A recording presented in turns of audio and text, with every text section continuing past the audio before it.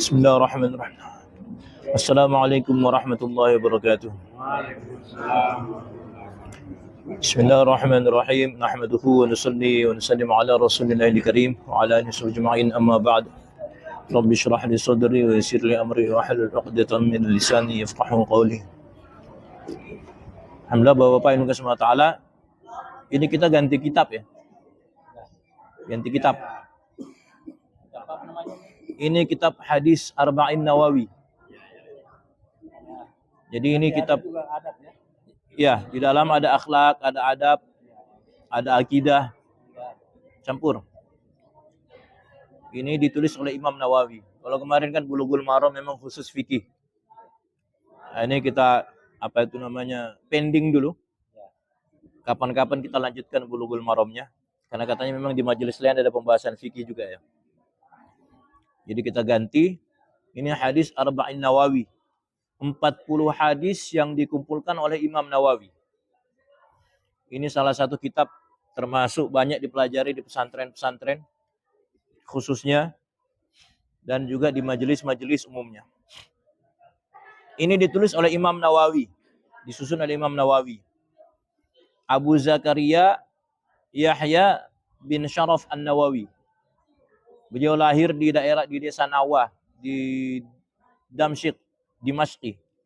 Berarti daerah Suriah. Tahun 631 Hijriah. Berarti sekitar 1233 Masehi. 1200-an Masehi. Ini wafatnya juga di Suriah. Usianya 45 tahun. Jadi termasuk beliau ini tidak sempat nikah karena sibuk menulis kitab. Beliau nulis kitab sampai 40 kitab. Dan nulis zaman dulu Pak ya. Kalau nulis zaman sekarang tuh enak, ada laptop. Dulu cuma tangan. Jadi kalau ada kesalahan penulisan repot itu. Dimulai dari awal lagi tuh. Tidak pakai delete, tidak pakai sebagainya. Ini salah satu kitab beliau yang fenomenal itu namanya Al-Majmu' Syarhul Muhadzab. Ini fikih, khusus fikih. Itu sekitar 20 jilid, Pak. Ada lagi kitab beliau yang paling banyak dipelajari oleh ahli hadis itu namanya Syarah Nawawi. Jadi Imam Muslim, Sahih Muslim itu yang isinya kurang lebih 3.000-an hadis atau 10.000 kalau digabung dengan pengulangannya. Itu disyarahi sama beliau. Disyarahi itu apa? Dikasih keterangan di bawah. Jadi ini, kata-kata ini maksudnya ini, asbabul wurudnya kenapa Nabi begini, dan lain sebagainya. Itu sampai 10 jilid. Kebetulan saya punya di rumah kalau ini Pak. Jadi wajar sampai tidak nikah karena memang. Dan ini 40 kitab. Satu kitab yang namanya Majmu' Syarhul Muhadzab saja itu sampai 20 jilid Pak. Jadi 20 buku itu. Juz 1, juz 2, juz 3, juz 4, dan seterusnya. Jadi ini ulama yang luar biasa dan beliau menguatkan mazhabnya Imam Syafi'i termasuk beliau ini. Wallahu alam. Seumur hidup beliau. Masuk langsung ke hadis pertama, Pak ya. Bismillahirrahmanirrahim. Al-haditsul awal, hadis yang pertama. An Amiril Mu'minin Abi Hafsin Umar bin Hafs, Sayyidina Umar bin Khattab radhiyallahu anhu. Sami'tu, aku bersabda, innamal a'malu binniyat. Sesungguhnya amal-amal itu tergantung niat. Wa innamal likulli imri'in ma nawa. Dan setiap orang itu tergantung niatnya. Man kanat hijratuhu ilallah, maka rasulih dan rasulnya, fa hijratuhu ilallah wa rasulih, maka hijrahnya akan sampai ke Allah dan rasulnya. Wa man kanat hijratuhu, dan barang siapa hijrahnya lidunya, karena dunia, yusibuha, yang akan dia peroleh, yang akan dia dapatkan, aw imra'atin yankihuha, atau karena wanita yang ingin dia nikahi, fa hijratuhu ila ma hajara ilaihi, maka hijrahnya sesuai apa yang dia niatkan untuk hijrah itu. Ini hadis ketika awal-awal hijrahnya baginda Rasulullah dari Mekah ke Madinah. Ada salah satu orang Mekah mau melamar orang yang sudah hijrah di Madinah. Perempuan. Mau diterima lamarannya dengan syarat dia hijrah dulu. Supaya sama-sama tinggal di Madinah, kira-kira begitu. Maka dia pun hijrah. Maka mendengar itu, Rasulullah SAW bersabda seperti ini. Sesungguhnya amal tergantung niatnya, dan seorang itu tergantung apa yang dia niatkan. Kalau dia hijrah karena Allah dan Rasulnya, maka dia akan dapatkan. Kalau dia niat hijrah karena bukan karena Allah dan Rasulnya, karena dunia atau karena wanita, dia akan dapatkan itu. Tapi di akhirat tidak mendapatkan apa-apa. Sebenarnya seperti itu. Jadi ini bukan berarti memvonis itu orang hijrahnya karena apa? Karena perempuan, tidak. Tapi Rasulullah hanya mengingatkan ini. Dan di sini dari hadis inilah ulama sepakat bahwasanya syarat pertama ibadah diterima, yang pertama apa? Niat. Niatnya dulu benar karena Allah apa tidak. Makanya mazhab Syafi'i itu sangat-sangat menekankan niat. Sampai-sampai beliau menganjurkan untuk melafadzkan itu niat. Supaya apa? Supaya menguatkan niat di dalam hati. Makanya kalau kita dalam mazhab usolli fardhu dhuhri, usolli fardhu asr itu supaya niat di dalam hati itu kuat. Karena memang pondasinya ibadah sehingga bisa diterima. Wallahu alam. Dan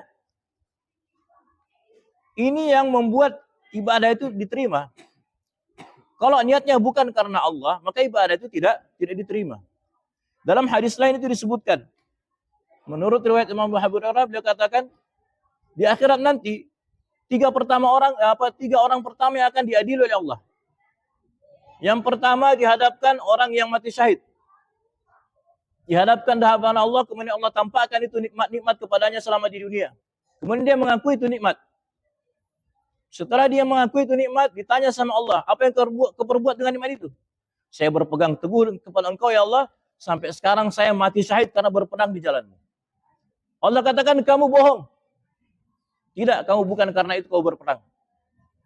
Kamu berperang karena hanya supaya dianggap sebagai orang yang gagah berani. Dan kamu orang-orang dunia sudah menyebut kamu seperti itu. Kemudian dicampakkan di neraka. Yang kedua, hafidh Quran. Ulama. Alim.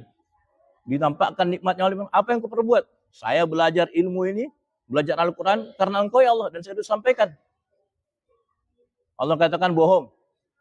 Bukan karena itu. Kamu belajar agama supaya kamu disebut orang alim, ulama. Dan kamu belajar Al-Quran supaya kamu disebut sebagai qori. Dan orang-orang sudah menyebutmu seperti itu. Kemudian dicampakkan ke neraka. Yang ketiga, orang dermawan, Pak.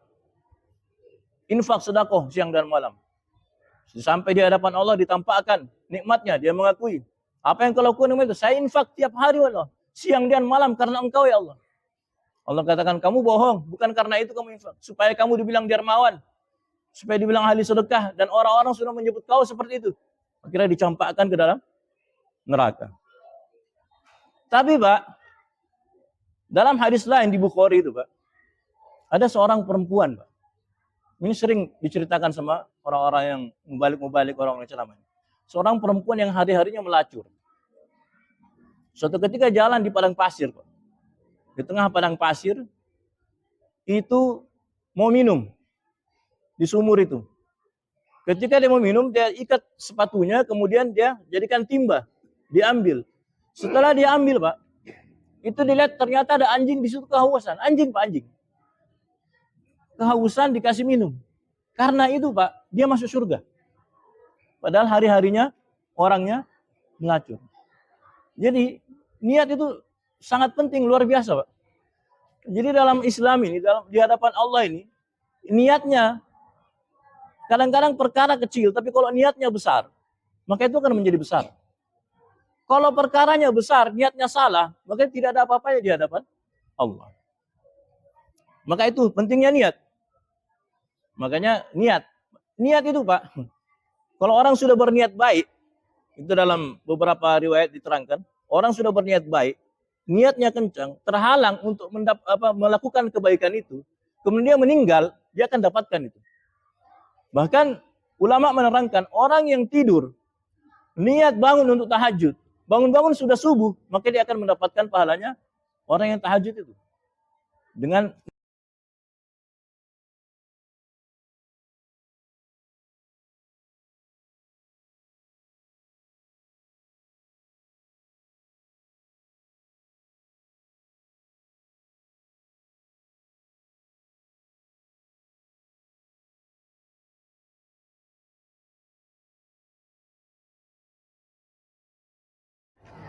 Apapun niatnya itu, Pak. Maka kalau di dalam kitab Nasuhul Ibad itu diceritakan, ada orang yang miskin, tidak punya apa-apa. Kemudian dia lihat orang kaya, dermawan, sedekah di mana-mana, tiap Jumat apa hari-hari. Pokoknya sedekah. Dia dalam hatinya, ya Allah, kalau seandainya saya punya harta seperti itu, ya Allah, saya juga akan begitu. Maka dia akan digolongkan seperti orang itu. Tetapi sebaliknya, dia miskin, tak punya apa-apa ini. Dilihat orang kaya, tapi foya-foya, kebar, main perempuan, terus macam-macam lah. Dosa terus dibuat. Dalam hati, kalau seandainya saya juga punya uang, begitu juga saya itu. Dia golongkan seperti itu juga. Jadi kadang ada orang itu, dia tidak sempat melakukan sesuatu, terhalang, bukan karena dia tidak niat. Iya Pak.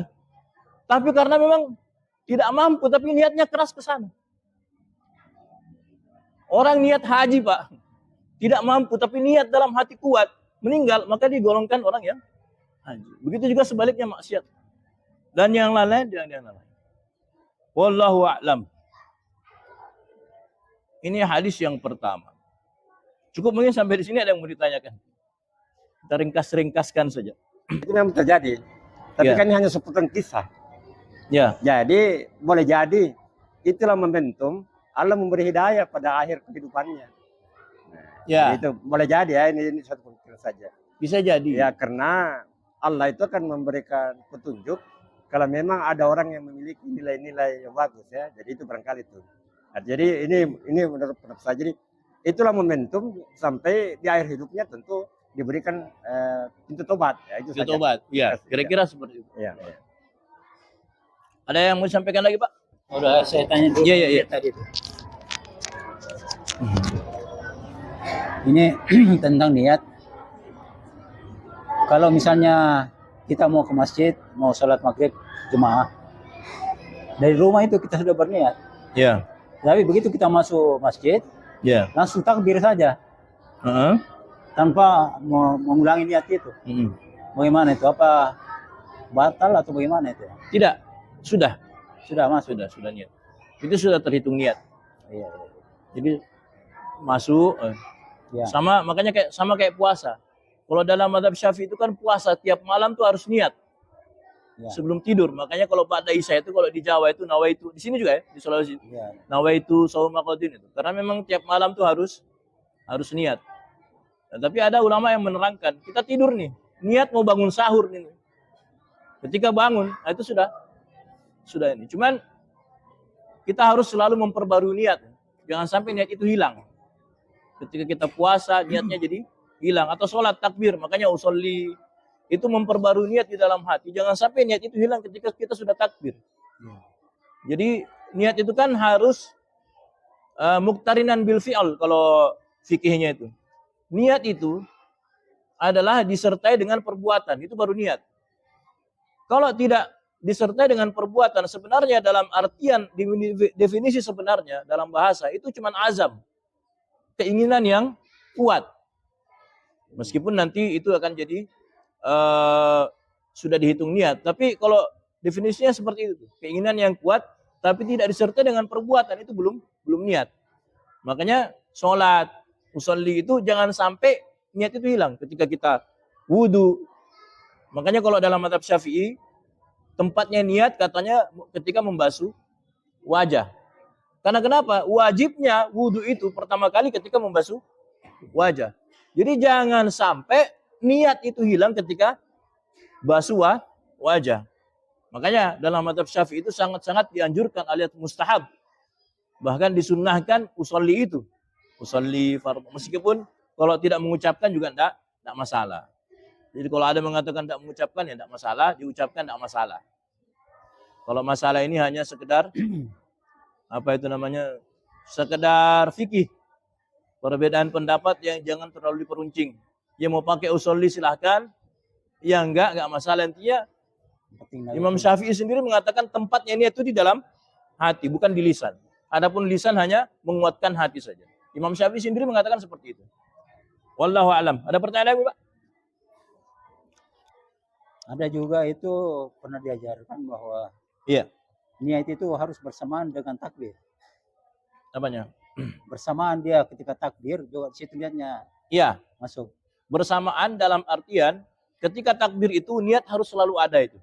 Iya, samaan ya. Ya, jadi muqtarinan bil fi'l tadi itu disertai dengan perbuatan. Jadi Allahu Akbar.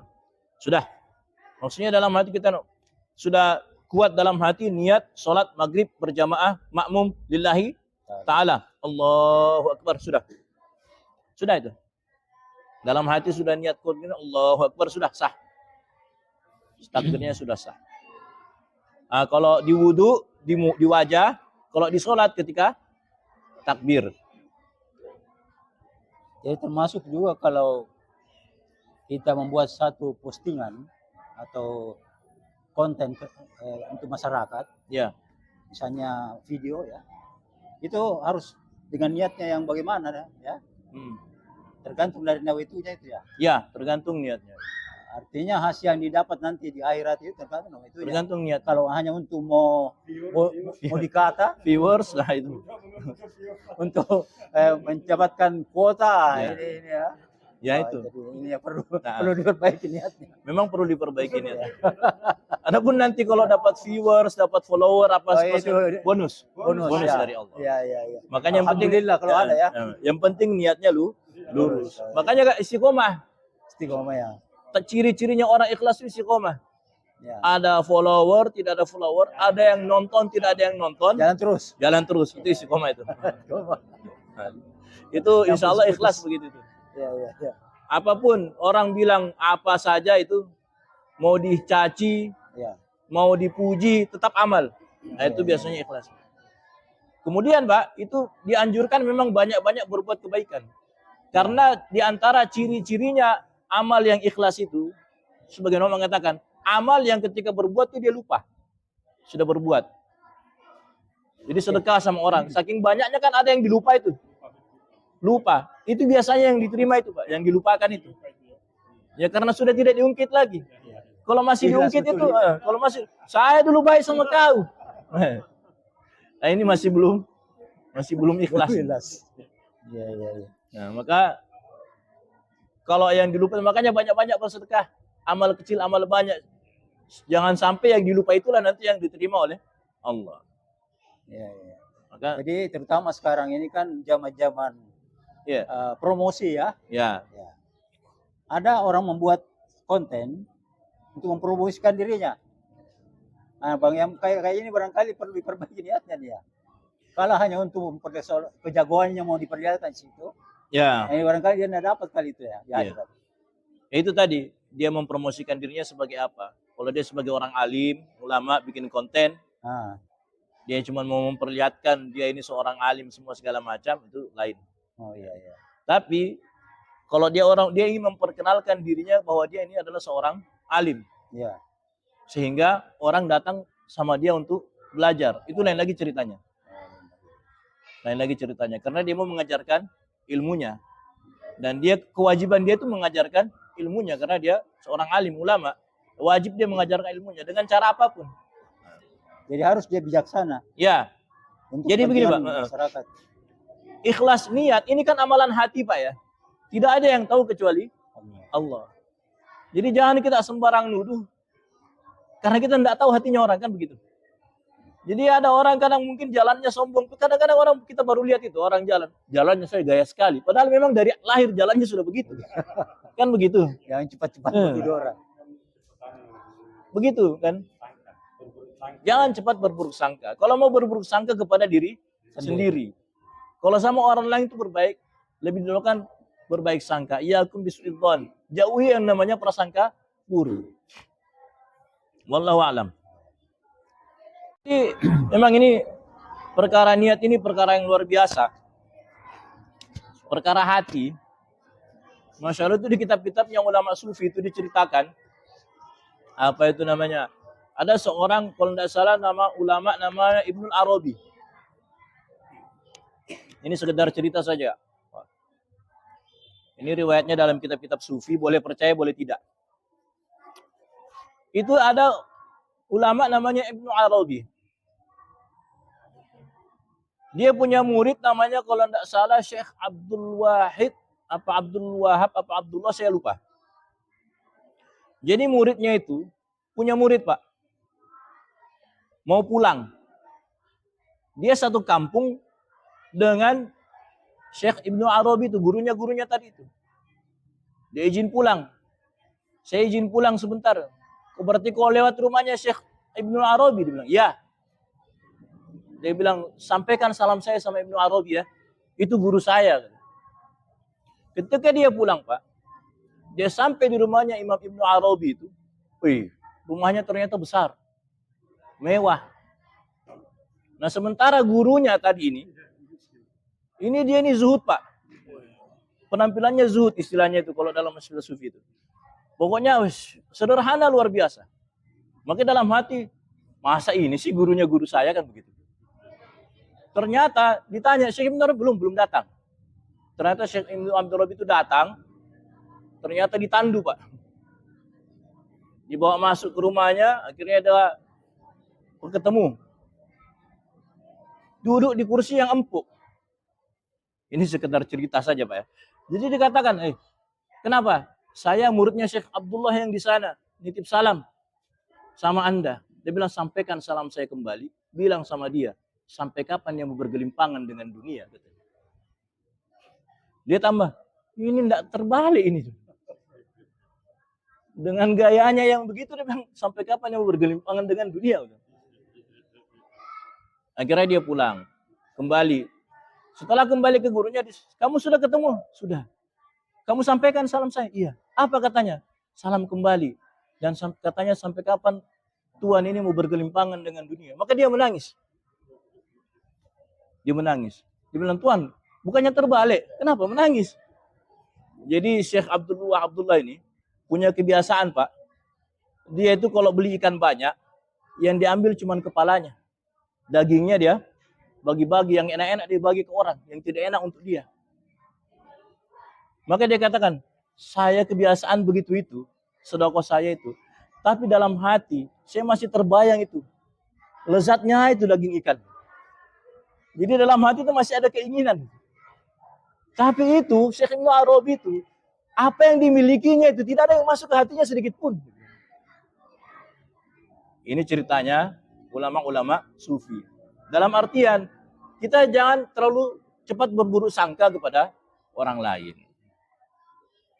Itu intinya sih di situ. Wallahu a'lam. Jadi apa itu namanya, kalau mau berburuk sangka ya kepada diri sendiri, baik sampai kepada orang lain. Apalagi orang itu yang disebut alim, disebut ulama, atau orang tokoh-tokoh yang disebut orang soleh. Nah itu dahulukan prasangkaan baik kita daripada prasangkaan buruk kita. Jadi ini apa itu namanya, suatu pelajaran penting untuk kita tetap selalu menata niat dalam memandang orang-orang. Tadi ada ujung dari kata-kata Ustaz tentang sufi. Iya. Dan memang di sini juga masjid ini ada pengajaran tentang itu ya, tentang sufisme. Kadang-kadang kita ini berpikir, saya sebenarnya ini masuk golongan sufisme atau tidak ini? Yeah. Kita hanya melaksanakan kewajiban kita sebagai umat sesuai dengan apa yang dilaksanakan oleh Nabi kita ikuti. Jadi yang saya tanyakan adalah di mana letak persyaratan ataupun kriteria dari seorang sufisme itu? Karena kalau kita dengar secara sepintas lalu, kadang-kala kita ini mungkin kecil rasanya ya dibanding apa dari persyaratan itu. Ya. Dan apa kira-kira begitu atau bagaimana ya? Nah itu anunya. Jadi saya ingin mendengarkan penjelasan sedikit tentang sufisme ini, kriterianya bagaimana dan kapan itu muncul itu istilah. Karena di zaman Nabi saya rasa tidak ada itu ya. Nah, mungkin Nabi lah yang sufisme sesungguhnya. Silakan. Ya. Jadi sufi itu kan sebuah julukan atau sebuah, sufi itu kan dalam asal katanya sendiri itu kan dari kata-kata yang jubah bulu. Jadi ada jubah bulu itu namanya saya lupa kok asal katanya sufi itu. Pokoknya itu dari asal kata bahasa Arab yang itu jubah bulu menandakan kesederhanaan. Sufi itu. Adapun sufi sendiri itu sebuah pemahaman yang kalau kita jadinya ke tasawuf itu Pak ya. Tasawuf. Nah, tasawuf itu sendiri ini kan kita belajar fikih, hukum-hukum ya kan. Nah, Ya. halal, haram dan lain sebagainya. Nah, kalau tasawuf itu Pak, halal haramnya itu tingkatannya lebih di atas fikih. Lebih di atas fikih. Jadi contoh Pak, ada hadis yang mengatakan apa itu namanya, contoh kecil saja, puasa Pak ya, puasa. Kalau dalam fikih itu batalnya puasa itu ketika makan, minum, ya kan? Dan lain sebagainya. Itu dalam hukum minimal fikih. Syariatnya. Tapi kalau dalam hukum tasawuf, puasa itu batal ketika kapan? Bukan cuma menahan makan dan minum. Ketika orang mulai gibah, ada hadisnya, itu membatalkan puasa. Jadi ketika kita masuk ke tasawuf, itu ulama-ulama tasawuf merasa puasanya itu sudah tidak sah kalau sudah gibah. Karena itu jelas, hadisnya Nabi, ada dua orang datang, kelaparan karena puasa, kemudian dia minta untuk berbuka. Maka dipanggil, disuruh muntah. Ternyata dia muntahkan padahal dari pagi dia tidak makan. Tapi ada daging segar keluar. Dia bilang itu daging saudaramu yang kau makan. Yang kau gibahi. Jadi orang kalau gibah itu sama saja memakan daging saudaranya. Jadi membicara keburukan orang itu. Nah itu ketika puasa Pak. Ulama tasawuf mengatakan batal itu kalau dari dasar hadis itu. Tapi kalau ulama fikih tidak. Makanya yang kita pelajari itu fikih. Tasawuf itu Pak harus sesuai dengan syariat. Kapan tidak sesuai dengan syariat berarti sesat, sufi bodoh istilahnya. Dan itu memang ada istilah sufi bodoh, istilah begitu. Ya. Terlalu sufi tanpa mempelajari ilmu syariat. Akhirnya ada nanti itu yang penting niat. Tidak usah sembahyang. Oh, iya. Yang penting niat. Itu sufi, termasuk sufi bodoh itu. Nah, bisa aja sampai bengkak-bengkak loh. Untuk sholat itu kakinya. Tapi yang penting niat. Nanti kalau ditanya, tidak begitu belum kau sampai ilmu begitu-begitu kau. Masih rendah kau. Itu sufi tidak begitu Pak. Semua harus disandarkan dengan syariat. Al-Quran, sunnah, ijma' dan kiasnya para ulama. Keluar daripada itu sufi bodoh itu. Sesat, apapun dia. Bagaimanapun kesaktiannya, karomahnya, apanya. Dohirnya dia tidak sholat, ya sudah. Berarti bukan wali. Itu saja. Wallahu a'lam. Jadi untuk menjadi sufi di era modern ini agak berat ya. Apanya? Di era modern sekarang ini. Kalau Karena pemahaman, ya. itu berhindar dari ghibah dan segala macam itu. Itu sudah setengah mati Pak Maman. Iya, maksudnya makanya. Apa itu membuat seorang sufisme banyakkan menyendiri. Ya. Apa itu membuat dia biasa banyakkan menyendiri, tidak mau berkomunikasi banyak. Itu kalau zaman dulu Pak ya. Kalau zaman sekarang itu menyendiri malah ya aneh. Makanya ada kalau dalam istilahnya Thariqah Naqsyabandi itu khulwah fi jalwah. Bersepi-sepi di dalam keramaian. Oh, itu lagi ceritanya Pak. Ya kan? Apa kelasnya lebih tinggi itu ya? Bukan maksud bersepi-sepi dalam keramaian itu. Di tengah hiruk pikuknya ini dunia ya. Dia ke tempat-tempat yang baik. Dia di masjid. Ya, semoga termasuk kita ini Pak ya. Ya. Semoga termasuk kita. Dia di masjid. Dia apa itu namanya? Yang menyepinya seperti itu ke masjid. Hadir ke majelis taklim. Itu termasuk dalam bersepi-sepi di dalam keramaian. Jadi maksudnya apa? Intinya kita amal. Bagaimanapun ini dunia tetap amal. Dan mungkin itu derajatnya lebih tinggi ya. Apanya? Lebih tinggi derajatnya ketimbang yang dulu-dulu itu. Wallahu alam. Kalau masalah derajat ini tergantung. Cuma begini Pak. Man tamasaka bis sunnati 'inda fasyad ummati falahu ajru syahid. Rasulullah katakan, barang siapa yang berpegang teguh dengan sunnahku ini, ketika rusaknya nanti umatku, dia akan mendapatkan pahalanya orang mati syahid. Semoga termasuk zaman sekarang ini, Pak. Kita hidup dalam sunnah, hidup dalam agama, tengah hiruk pikuknya dunia yang modern, yang cuek dengan agama, kita masih berpegang teguh dengan agama, insya Allah kita dapatkan pahalanya orang mati syahid. Pernah saya dengar juga begini, bahwa nilai suatu ibadah itu ditentukan dari tantangan yang kita hadapi.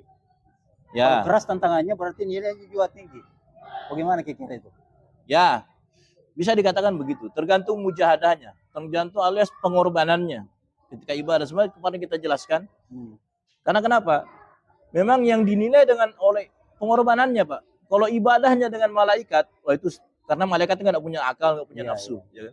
Jadi ibadah 1000 tahun, ada yang ruku, ada yang sujud saja itu.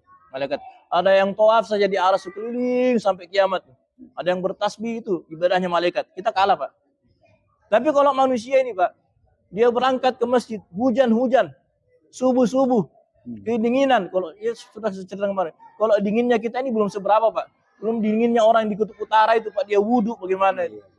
Itu para ulama mengatakan 5 menit saja orang yang begitu sholatnya itu lebih baik daripada ibadahnya malaikat yang 1000 tahun itu. Karena mereka tidak pakai nafsu, Pak. Ini perangnya melawan hawa nafsu. Makanya ketika di perang Badar itu jumlahnya sahabat 313 orang kurang lebih.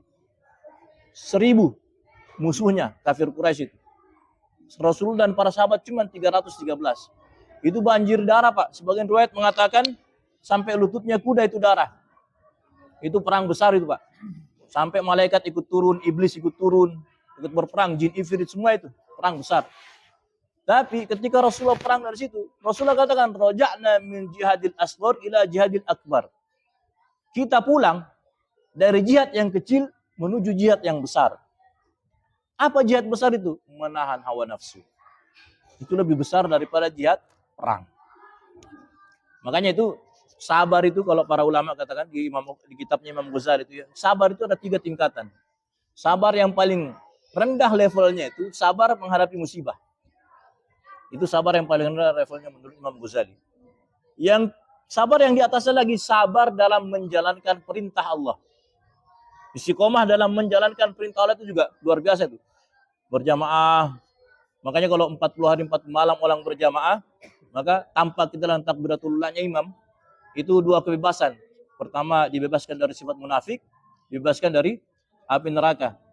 Itu 2 itu, Pak. Karena 40 hari 40 malam saja itu tanpa karena itu berat, Pak. 40 hari 40 malam itu ke masjid tanpa tertinggal takbiratul ulanya imam itu berat itu. Itu sabar dalam menjalankan perintah. Level yang tertinggi apa? Sabar dalam menjauhi maksiat. Larangan Allah Subhanahu wa taala. Ini sabar tingkat tinggi menurut Imam Ghazali. Jadi kalau sabar yang pertama itu banyak yang bisa, sabar kedua juga mungkin sebagian bisa, tapi sabar yang ketiga meninggalkan maksiat itu susah, Pak. Apalagi di zaman sekarang ini mau tundukkan pandangan kemana, Pak? Ghaddul basar, pandangan kemana kita mau tundukkan pandangan? Kita berjalan tundukkan pandangan begini, lihat bungkusnya rinso yang terjatuh di bawah, perempuan lagi di bawah. Kan begitu. Wallahu a'lam. Ada pertanyaan lain? Ini begini, Ustaz. Ini misalnya ini tentara. Dia ini mau bertugas dengan niat mau berperang. Sampai di sana di daerah atau di sana di tempat yang mana di tempat bertugas, di sana itu kena penyakit. Sampai sakit tapi niatnya dia itu mau berperang. Untuk membela negara. Tapi sampai di sana sakit. Nah, sakitnya sampai di sana dirawat. Dirawat sampai sehat, Ustaz. Nah, ini tidak jadi berperang sampai sehat. Nah, itu dikembalikan ke sini. Itu bagaimana itu kan sudah niatnya mau berperang, tapi tidak jadi karena sakit. Nah, itu bagaimana Ustaz itu? Kalau karena memang kembali ke sini. Kalau perangnya gitu aja, Ustaz. Ya, niatnya begitu. Ya. Kalau perangnya karena Allah itu juga. Ya. Ini perang karena agama semua segala macam itu sudah diterima dia. Di perang Badar itu Sayyidina Utsman bin Affan ketika mau berangkat tidak jadi. Kenapa? Karena istrinya sakit. Sudah mau berangkat, Rasulullah katakan rawat istrimu. Enggak jadi. Itu perang penting, termasuk perang yang terpenting di dalam Islam itu perang Badar. Itu cuman yang 300 dan orang sekelas Sayyidina Utsman bin Affan itu mesti kamu sakit pulang rawat istrimu. Dan itu sekarang Sayyidina Utsman ketika dicatat termasuk dalam Ashabul Badar. Jadi ada itu Ashabul Badar, 313 orang yang ikut perang Badar. Itu sahabat-sahabat kan tertulis namanya di hadis itu. Termasuk Sayyidina Utsman, padahal tidak ikut. Wallahu a'lam. Karena itu tadi sudah mau berangkat. Ada pertanyaan lain? Wallahu a'lam. Kita cukupkan. Semoga kita bisa mengamalkan dan apa yang kita ketahui sebisa mungkin kita sampaikan pada orang-orang terdekat kita. Kemudian cerita sufi tadi itu kita hanya sekedar faidah ya. Faidah atau kita ambil pelajaran. Bukan untuk kita tiru. Jadi kalau begitu, saya enggak apa-apa lah. Hidup mewah semua segala macam. Akhirnya setelah hidup mewah, ya tidak dilarang. Dalam Islam itu tidak dilarang hidup mewah Pak ya. Bahkan Nabi Sulaiman itu punya kerajaan satu dunia Pak.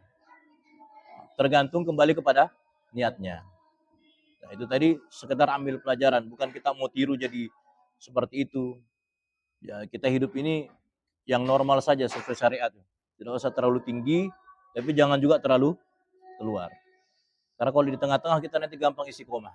Kalau terlalu semangat nanti cepat berhentinya. Kalau terlalu loyo juga tidak sampai-sampai.